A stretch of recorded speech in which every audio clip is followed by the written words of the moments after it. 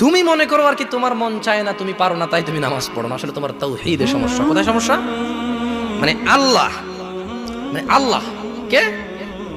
আল্লাহ তিনি যে তোমার হিসাব নিতে সক্ষম এবং তিনি যে তোমার হিসেব নিবে, তুমি এটা পরিপূর্ণভাবে বিশ্বাস করো না, তাহলে তো তুমি নামাজ পড়তে। তুমি মনে করো আর কি তুমি নামাজ পড়ছো না, তুমি গাফেল।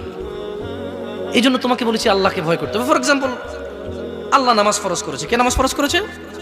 আল্লাহ। মুয়াজ্জিন আজান দেয়, তুমি নামাজ পড়ো না। তুমি মনে করো তোমার দান সাদাকা তোমাকে উদ্ধার করবে? তোমাকে ভুল শিখিয়েছে। আমি মানুষ, ছোট হতে পারি, শোনো, জোর জবরদস্তি করে কিছু কথা আমাকে শুনিয়েও দিতে পারো, এখান থেকে নামিয়েও দিতে পারো। বলছি না তোমরা নামাবা, বাট এটা পারো। তবে মনে রাখবে, কথা যেটা বলেছিলাম উল্টাতে পারবে না। কেন পারবে না জানো? কারণ এই কথা উল্টানোর জন্য তোমাকে কথা থাকতে হবে। মনে রাখবে, তোমার দান সাদাকা